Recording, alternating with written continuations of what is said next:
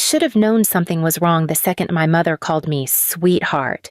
She only used that word when she needed something, money mostly. But when she asked if I could drop by this weekend, her voice had a softness that didn't belong to her. It sat wrong in my chest like a swallowed shard of glass. I showed up anyway. My sister, Brielle, was already there, leaning against the doorway like she owned the place. Her nails were freshly done, long and sharp enough to slice air.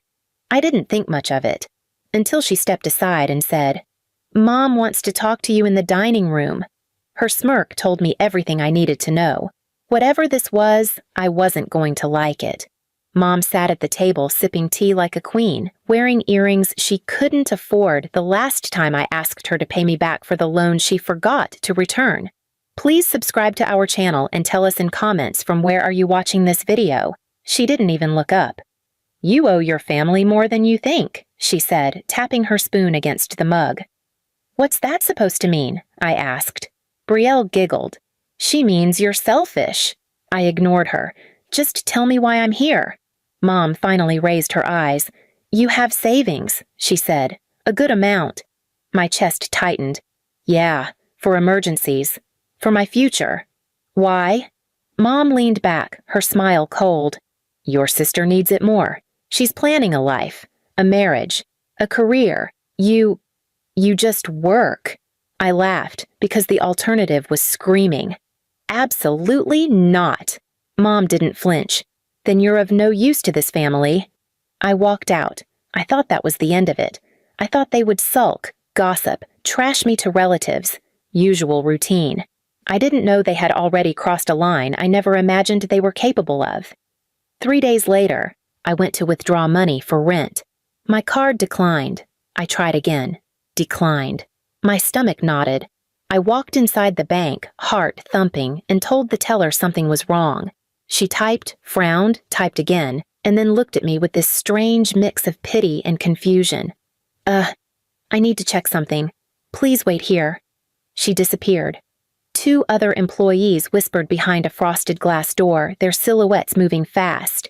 A manager came out with a thick folder like she was approaching a ghost. "Miss Parker, we were told you passed away." My brain blanked. "What?" The manager cleared her throat. "A woman claiming to be your mother came in 5 days ago. She said you had died suddenly. She was very emotional. She told us she needed access to your savings to cover funeral expenses." I felt the room tilt. "But you didn't give it to her, right?" No, she said quickly. "We froze the account. Standard procedure when someone reports a death." I exhaled slowly, my skin buzzing with rage. "She even brought your sister." The manager continued. "She said they needed the money immediately." My ears rang. They were going to take everything, my emergency fund, my future, the money I lived month to month protecting. I walked out of the bank trembling, not from fear, but from clarity. They wanted me dead? Fine. I could play along. The next morning, I didn't answer their calls, or texts, or the fake "Are you okay?" voicemail Mom left with crocodile tears dripping through her throat. I disappeared. Not from life, from them. I turned off my phone, stayed with a coworker, laid low, listened, waited. My mother, apparently, began telling neighbors I was in a dark place and not stable. She said she was worried, but her eyes were dry in every picture people sent me. Brielle posted selfies with captions like, "Life works out when you deserve it." They weren't grieving, they were celebrating. Days passed, weeks. Their guard lowered. Their gossip got bold again. I heard it through cousins, co-workers, even a cashier from the nearby store. Her mother said she's gone. Shame, she was the responsible one. At least the younger daughter is getting her life together now. And then, the final straw. My aunt accidentally messaged me, "Your mom said the bank might release your funds next month." My blood went still. They were waiting for the money, waiting for my funeral payout that never existed, waiting for my account to be released because the dead don't need cash. They wanted me buried financially and socially, permanently. So I made a decision. If they wanted a ghost, I'd give them one. Then I'd come back, not quietly, not softly, not spiritually, not forgiving, loud, real, alive, and holding the truth in my hand. I didn't realize how quickly rumors spread until people began treating me like a ghost who owed them peace. My coworker, Jenna, came to my room one night with wide eyes. "You won't believe this," she said, dropping her phone into my lap. "Your sister posted a tribute." "A tribute?" "Yeah, like a memorial. About you." My hands shook as I unlocked her screen. There it was, Brielle posing in front of a mirror in one of her designer tops, fake sad face, captioned, "Life is short, hug your siblings. Miss you, sis." I stared at it until the words blurred. She hadn't hugged me in years. She hadn't spoken to me without rolling her eyes. And now she wanted sympathy points from strangers? The comments made bile rise in my throat. "So sorry for your loss." "She's in a better place now." "You're so strong, sweetheart." "You deserve all the blessings coming your way." And then the one that snapped something inside me. "Your mom must be devastated." Devastated? My mother? Right now, she was probably pacing her kitchen, calculating how soon the bank would release my savings. She wasn't mourning. She was waiting for the cashier's check. I dug my nails into my palms until my skin burned. "They're celebrating," I whispered. Jenna nodded slowly. "It's disgusting." "They tried to steal everything I worked for." "And they still will," she said, "if you don't hit back." That night, I couldn't sleep. Every memory of every insult, every dismissal, every time Mom told me Brielle deserved better, played in an endless loop. The night she told me I cost the family too much. The day she told relatives that I was average, while Brielle was special. My chest tightened until breathing hurt. I wasn't just written off. I was erased by my own family. The next week, I did what I knew would tell me everything I needed. I went back to the bank. Not as myself. As the dead girl. I wore a hoodie, kept my head low, and stood in line while a man ahead of me chatted with the teller. Then I heard my mother's name. Teller. "Yes, Mrs. Parker was in again today asking about the status." Man. "Isn't she the one who lost her daughter?" Teller. "That's what she said." That's what she said. Not, "That's what happened." Not, "That's what the documents show." Just the lie, passed around like cheap candy. I waited until the teller looked up and called, "Next?" I stepped forward and said quietly, "I need to check my account status." She began typing, then froze. Her eyes flicked to me, then to the file on screen, then back to me like she had seen a ghost walk in. "Miss Parker, according to our system." "I know what your system says," I cut in softly. "I'm alive, and I need information." She swallowed. I'll get the manager." The manager appeared, stiff and nervous. She looked me up and down like she was afraid touching me might break some rule of the universe. "Your mother told us—" "I know what my mother told you," I said. "I want to know everything she asked for." She hesitated. She wanted access to the account. "And my sister?" "She accompanied her. She said you wanted her to have whatever was left." I felt heat flood my face.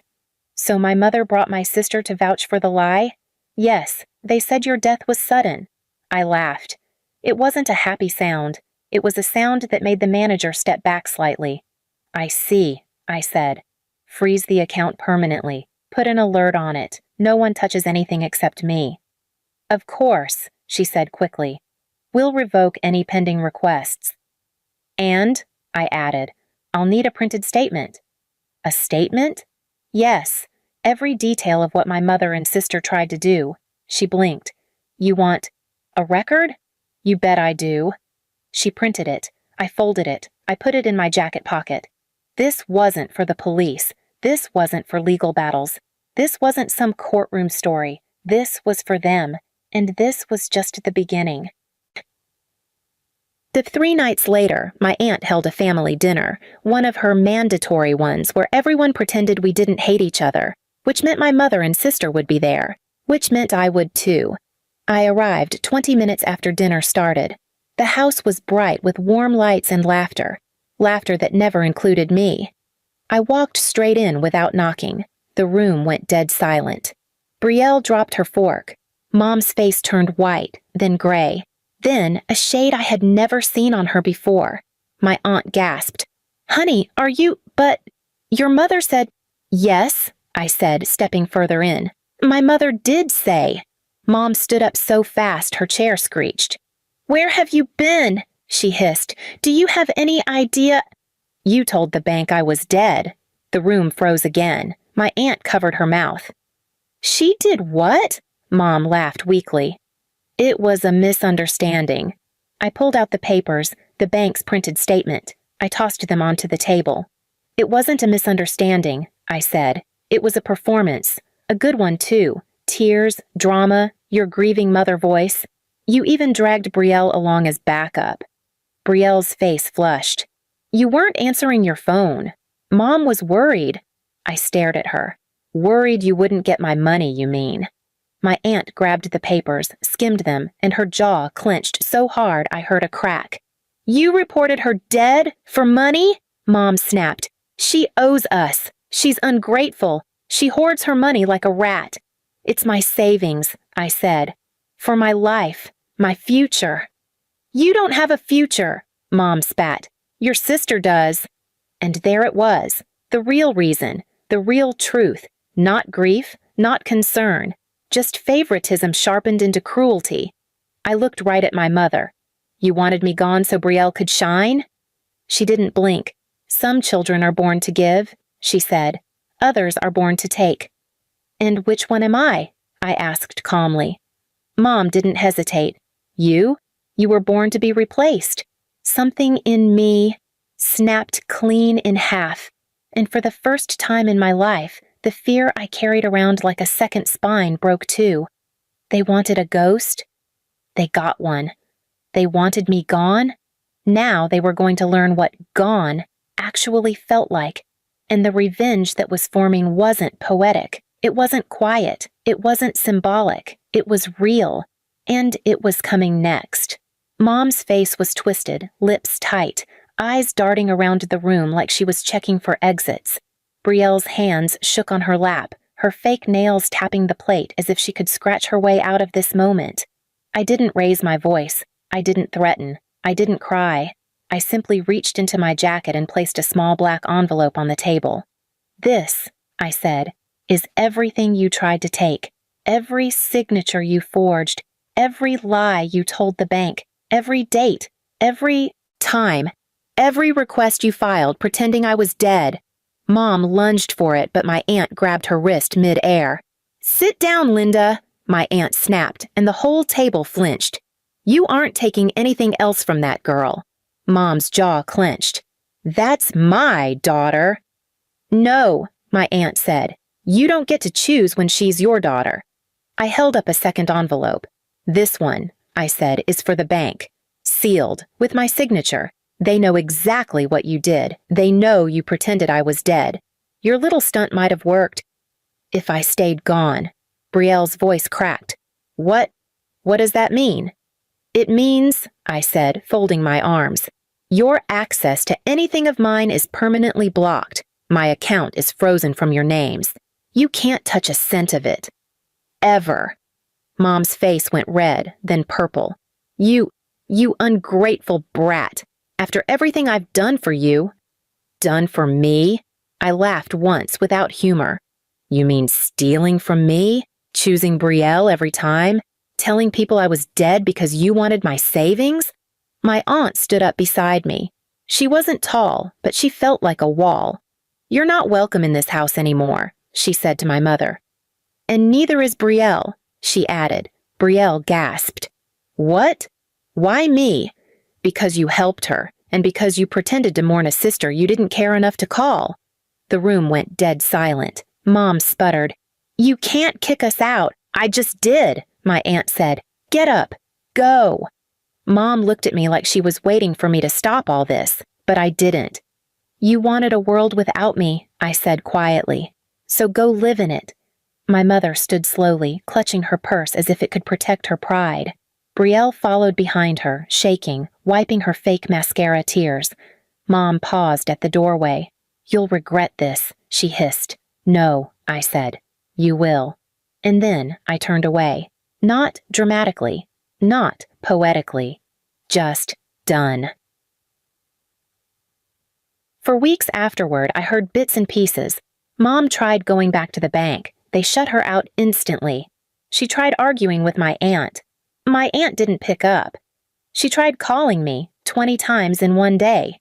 I didn't answer. Not revenge, just boundaries. Real ones, the kind they never expected me to have.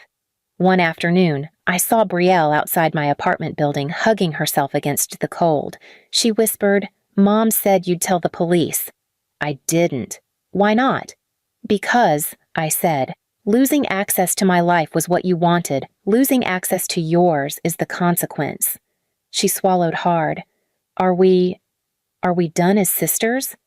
You made that choice when you stood in the bank pretending I was dead, I said. So, yes, we're done.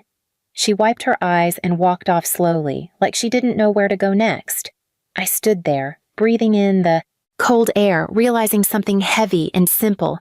I didn't need them to lose everything. I just needed them out of my life. And for the first time, the quiet didn't feel like punishment. It felt like space. Space that finally belonged to me, and I wasn't giving it back. Please subscribe to our channel and tell us in comments from where are you watching this video.